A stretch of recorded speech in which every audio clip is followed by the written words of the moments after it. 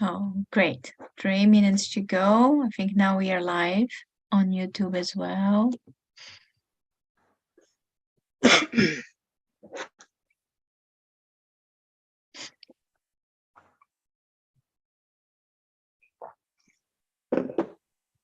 Nice.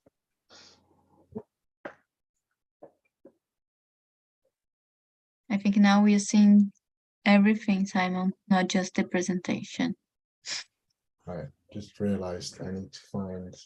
If you want to stop sharing and fix something, it's fine. We still have some time. Yeah. 1 second.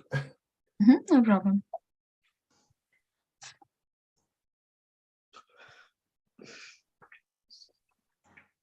Gonna wait to be 2:30 precisely so we can start. Yeah, maybe just.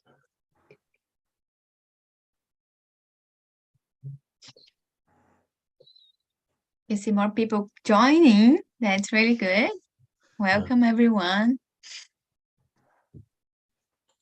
Just gonna wait a little bit longer so we can start. Just 2 minutes more and then we start.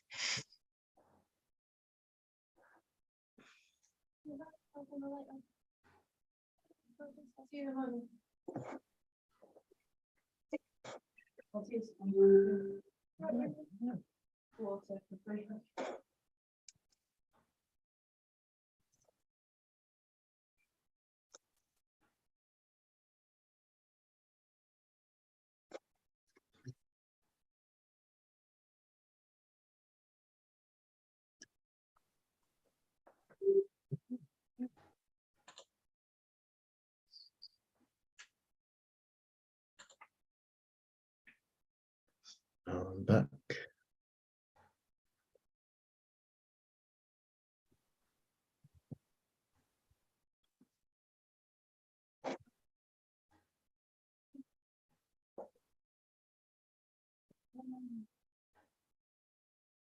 Okay, it's 8:30. I'm gonna start presenting. So first of all, good evening, everyone. And I would like to start by saying how happy I am to be here on behalf of Logosophy Foundation to present my dear friend Gabriela, and who will be sharing with us a little bit of the benefits of applying Logosophy to her life. But before hearing Gabriela, I would like to make a short introduction of what Logosophy is, especially for the ones that are hearing about it for the first time. And, oh yeah, sorry, I forgot to present myself. My name is Mariana. I'm Brazilian, currently living in England with my dear husband and 2 sons. And I started studying Logosophy back in 2009 in Brazil. And I've been studying and volunteering with it ever since. So Logosophy was created in 1930 in Argentina by the thinker and educator González Pecotti, and it's credited in several countries in America and Europe, also in Israel and Australia, as a non-profit organization with no political nor religious affiliation of any kind. And it's privately owned institution founded by its fellow members. I heard this from a friend, and that's also a student of Logosophy, and it made so much sense for me that I want to say here too. So there are many institutions all over the globe, right, that seeks to offer a better world to humanity. But Logosophy Foundation does it in another way. It seeks to offer a better human being to the world. And there is only one way to do that, and it's through education. And beside the Logosophy Foundation, where the adults can study, we also have several Logosophical schools, with where children can learn like the regular curriculum, but based on Logosophy pedagogy. So its founder, González Pecotti, wrote several books about logosophy. He also was the editor of 2 magazines and a newspaper and gave more than 1,000 of conferences and classes, always aiming to teach and promote logosophy knowledge around the world. And today, as I said, Gabriela will be sharing how logosophy has been supporting her to overcome conflicts in relationship. Let's hear from her.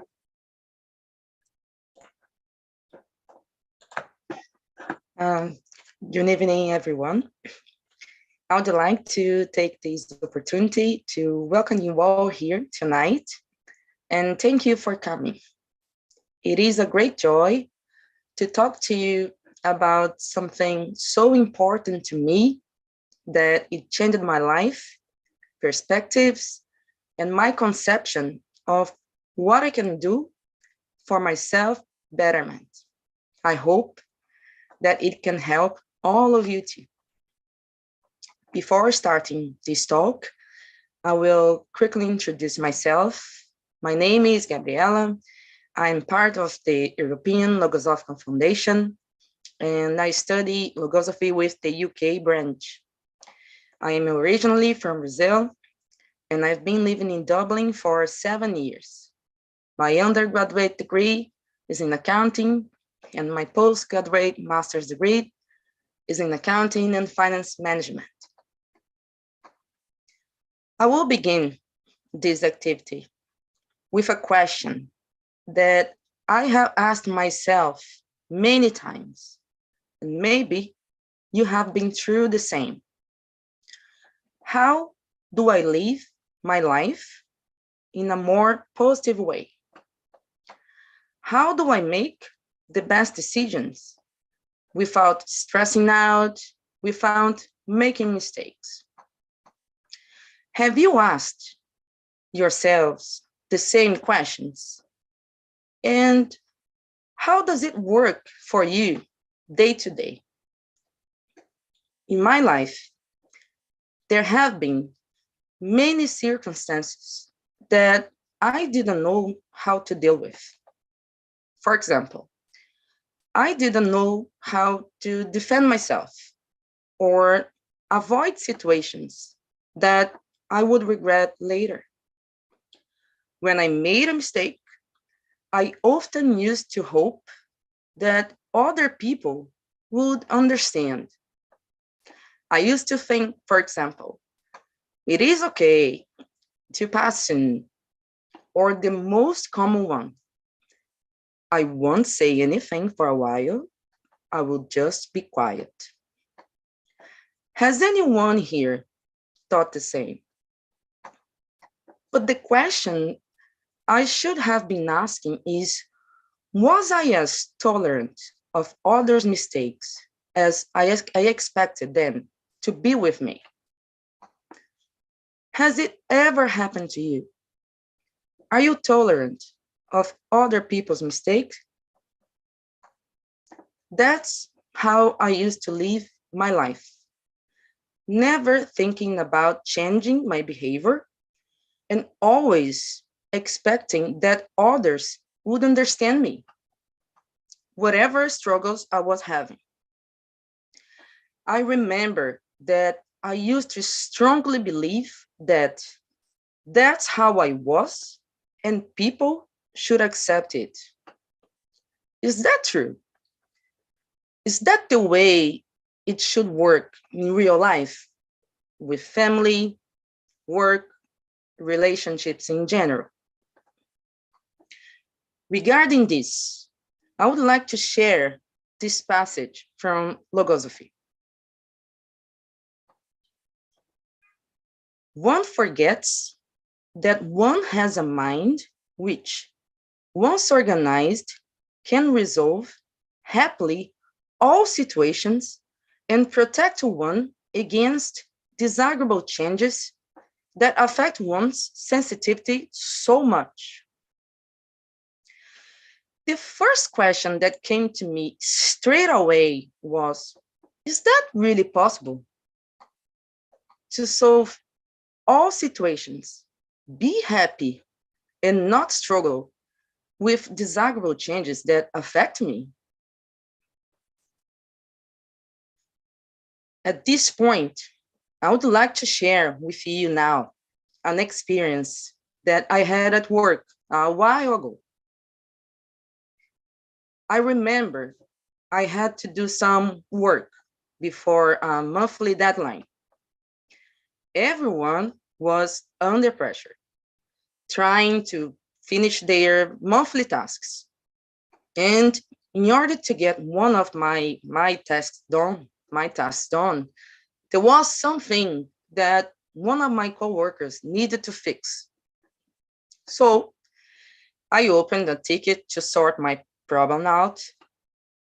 And I remember it was late in the day, time to go home, everyone finishing their shifts, that sort of thing. Then I saw my coworker who was supposed to fix my open ticket. He was passing by my desk, and I asked him if my ticket was sorted. He calmly answered, not yet, that he was going home and would look into that tomorrow. I could have been tolerant, understood his position, documented things properly, and waited for the next day. I didn't do that. Instead, I lost my temper with him, and I had a big disagreement where I crossed the line badly. After this unfortunate situation, I didn't get my open ticket sorted and also created a bad atmosphere between my colleague and I.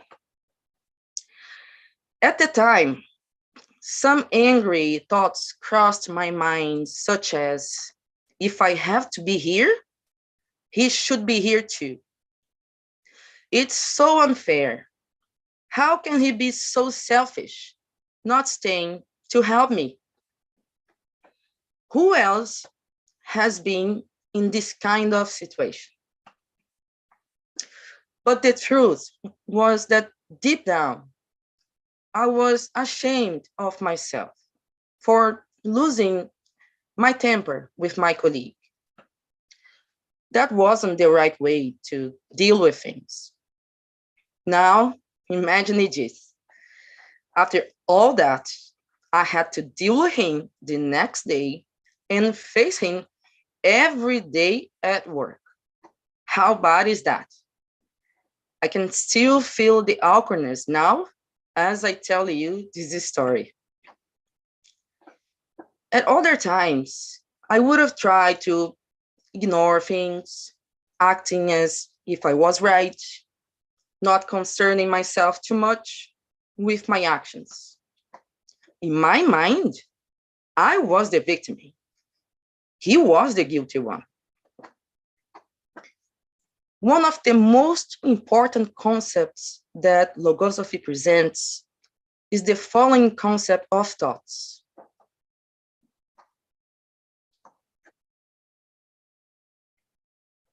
The slide. It affirms that the thoughts are psychological entities generated in the human mind where they develop and even acquire a life of their own.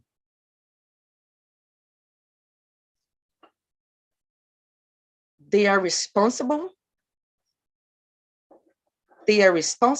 for activities carried out by men dependently or independently of his will. Do thoughts acquire a life of their own? Do they cause activities dependently or independently of men's will? I used to think I was in charge of my own thoughts and decided what would happen to me. But this situation I experienced at work made me realize that it wasn't like that. My words were clearly guided by thoughts that acted regardless of my will. I realized that my actions were guided by thoughts such as intolerance, irritability, and impatience. Now, I will ask you, are you in charge of your thoughts? Do you decide whatever happens in your life? One very important thing that Logosophy establishes is that thoughts are everything in life. Actions obey thoughts, and words are the expression of thoughts. Even though we don't act upon them, that doesn't mean those thoughts aren't in our mind. Then, a few months later, I came across this paragraph from the book Introduction to Logosophical Cognition. A fact that makes one smile is when someone says, I want to be very frank with you. Sure, it is very nice to say things to others frankly, but one does not like it as much when others are frank towards one. The best thing then is not to talk about frankness, but rather speak with elegance, with prudence and openness, always thinking that no one has the right to hurt anyone else, nor to point out a defect in an undue haughty manner. It reminded me straight away of that unhappy situation at work. I regretfully realized that the last thing I did was speak with elegance, prudence, and openness. I reflected on my words, how negative they were, the bad atmosphere I created for myself. What could I expect back after acting so unpolitely to someone? Nobody likes that. I realized how important it is to be responsible with my words, because once we say them, we can't take them back. Who here has never regretted saying something and wanted to take it back, but realized it was too late, that the damage was already done? I didn't want to say things to people that I would regret later. I didn't want to be unkind to anyone else. But how could I change my reality? How could I not act like that anymore? I think everyone goes through situations that we wish never happened, with family, at work, in relationships in general. So I remember that paragraph I just read to you and how it made me aware of my role in that unfortunate situation.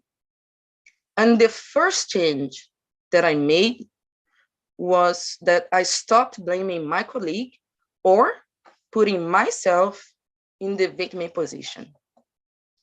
I kept this thought strongly in my mind. I have no right to hurt anyone. I have no right to hurt anyone. And then I began to watch myself. It wasn't easy because the same thoughts of intolerance, irritability, and impatience kept trying to be in charge of my words and actions. But whenever I felt just about to lose control again, it came back to my mind.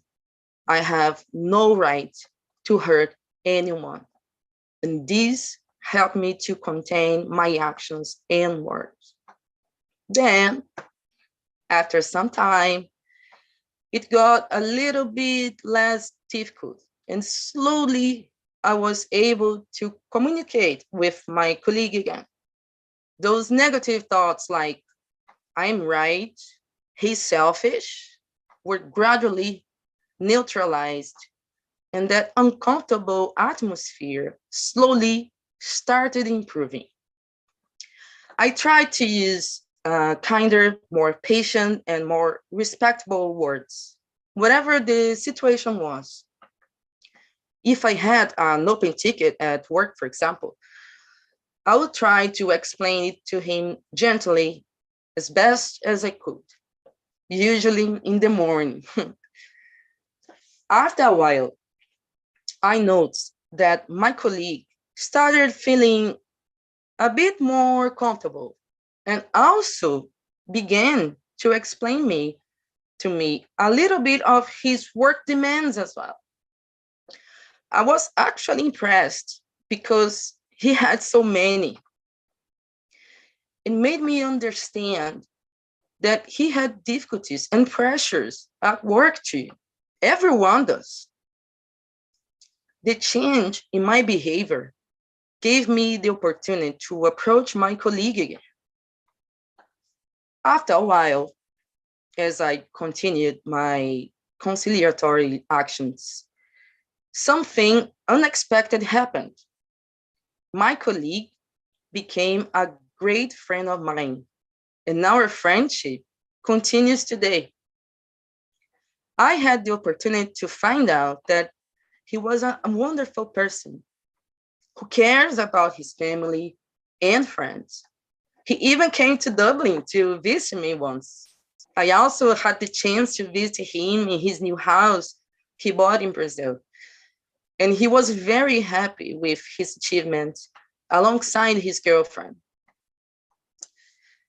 What would have happened if I hadn't come across that book to help me? Certainly, I would have never had the chance to develop this friendship that I'm so grateful for in my life.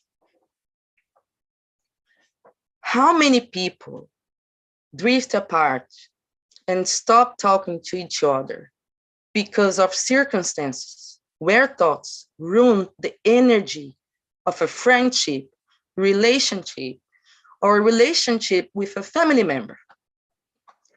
Has anyone here been through a similar situation?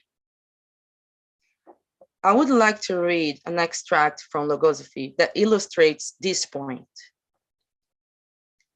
In many cases, there appears in one's mind, for example, as a result of an external reaction, a violent thought that impetuously leads the individual to commit a fakeness.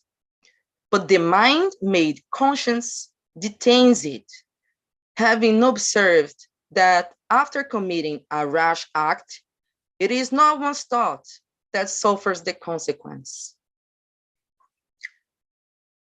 Recently, I saw something similar happening with a close friend of mine. I was glad that to know that this time I was able to help someone. My friend was very upset with some of her friends and came to talk to me about it. She seemed very distressed by it, almost to the point of expressing it to them.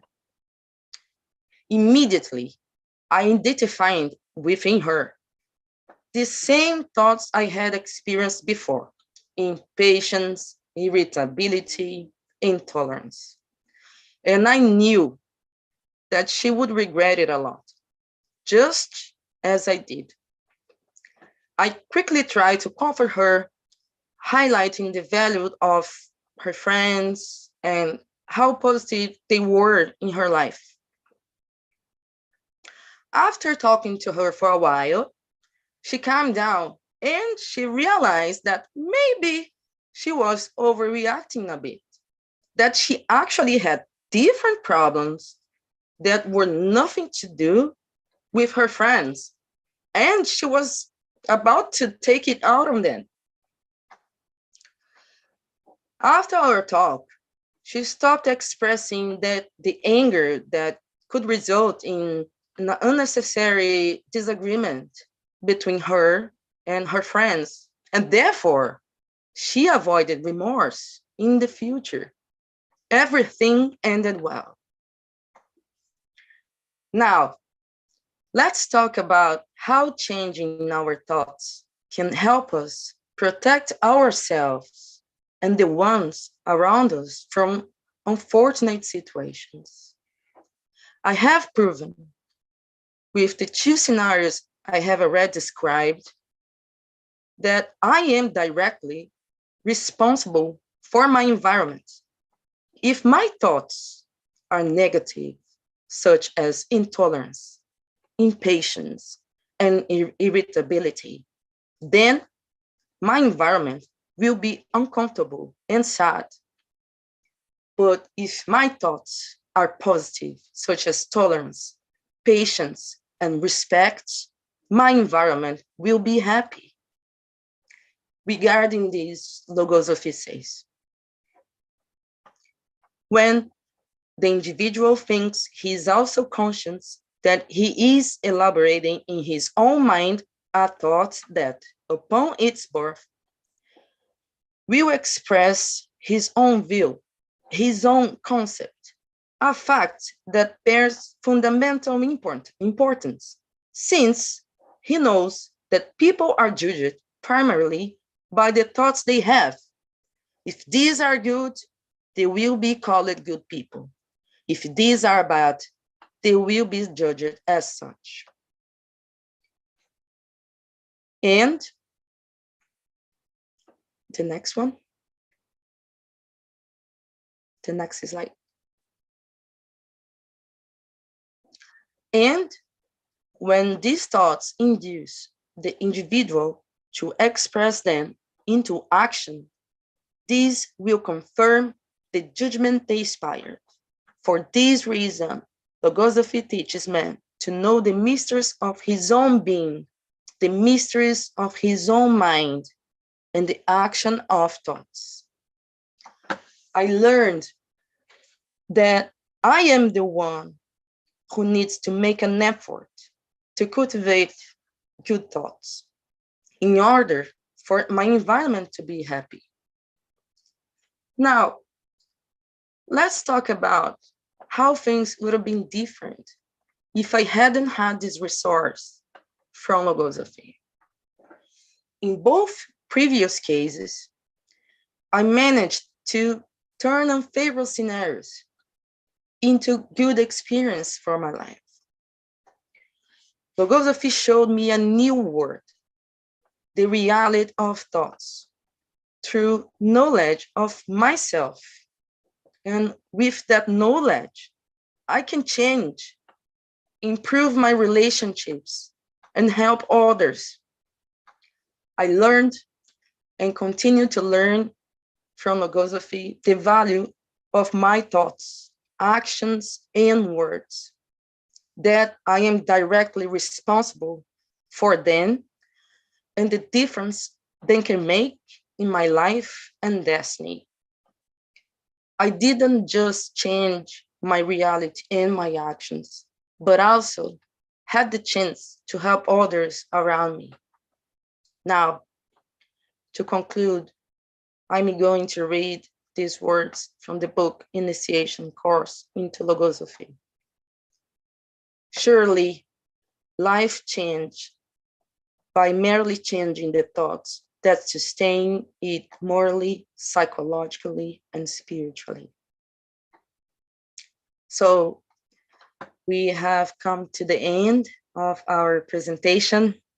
It was an honor to be here, and I hope I have brought an interesting topic to your attention. And if you identify with any aspect of what we talked about tonight and are interested in learning more about Logosophy, the best way to do it is to subscribe to a free course where you can start studying and applying it to your own life.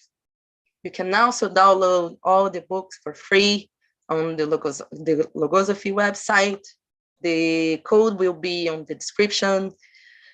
There are many other videos on YouTube from other students like me, talking about different topics, sharing their experience, and you may find it interesting. Additionally, you can access Logosophy on social media, such as Instagram or Facebook. All this information will be shared on the description below. And on behalf of the Logosophical Foundation, I thank you for participating in this talk, and I wish you all good evening.